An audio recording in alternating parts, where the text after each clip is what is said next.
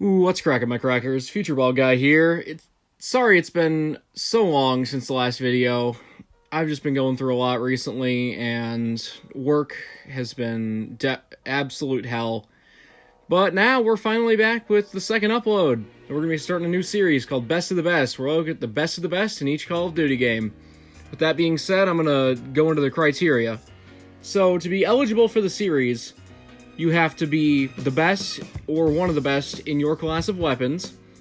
Wall weapons are preferred, but if a box weapon is good enough, like for example the Man of War, it can be considered for the series. And map exclusive weapons are allowed. Like the PPSH on Gorod Krovi could be allowed here because, sure, it's only on one map, but it is fairly good. With that being said, the first subject of this series is going to be the ICR, which is the best assault rifle in Black Ops 3. Let's get into the stats, shall we? The ICR Unpacked is going to have a minimum damage of 100, max damage of 150, and a headshot multiplier of 1.3 times, with a chest multiplier of 1.1. Comes out to a DPS of around 1,000 to 1,500 or so. The reload speed is 2.6 seconds, or 2 seconds with fast mags. And it is a wall weapon on most maps, generally being about 1,500 points, though it can also be obtained in the box. When pack-a-punched, this gun is called the Illuminated Deanimator. I don't know if it's a reference to anything, I don't think it is, but otherwise, it's a pretty cool name. Not only is the name changed to be much, much cooler than the original, but when pack-a-punched, it gains the FMJ and Fast Mags attachments. Now, I couldn't really find information for its exact damage numbers when pack-a-punched. If you guys can find that information for me, I would be more than glad to remake this video for you with all the correct information in there. But yeah, let me know if you find anything with that. Now on round 50, it's still pretty good. Well, I wouldn't call it amazing, but it's still definitely putting work in. Like, it's the AN-94 of Black Ops 3. It's got a lot of ammo, it does a lot of damage, and you'll be getting some kills on round 50. Not like Banshee or Rift E9 numbers, but still pretty far up there. It's definitely a weapon you'd like to take with you if you are going for something reliable and something that'll last you through the rounds. First time I took it to round 50, I was genuinely kind of surprised with how well it did, because, well, I've only hit round 50 twice, and both times I had the ICR.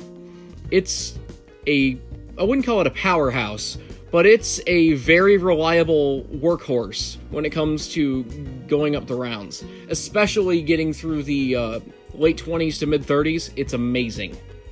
Now, I will state the honorable mentions for this video, and those are going to be the Man of War, or when pack-a-punched, to the Dread Armada, and the KN-44, but when upgraded, it is called the Anointed Avenger.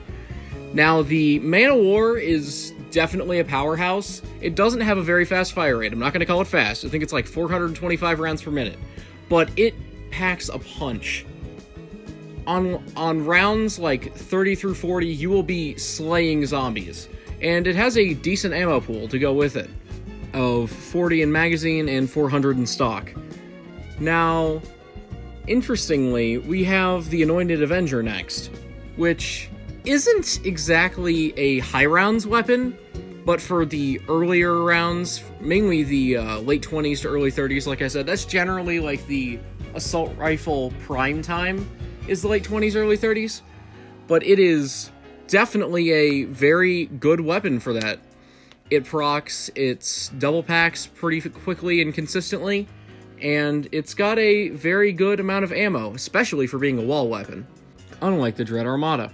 However, the reason it wasn't the weapon for this video is the fact that once you get to the 50s, even just the early 40s, it just kind of craps out. Like, it's not very good anymore, and you're really only going to rely on it for its double pack ability then.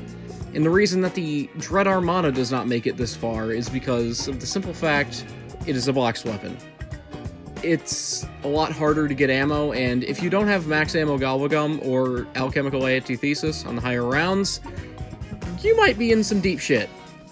But with that, that is going to wrap up this video for today. Thank you guys for watching my second video of all time on this channel. It was good to be back after my 1 month long hiatus, and I'm glad to finally see you guys again. I'll be back pretty soon with the second episode of the series. Let me know if you guys want me to do shotguns or pistols next. I'm always open to your guys' feedback, and as always, I am Future Bald Guy, shining my bald spot.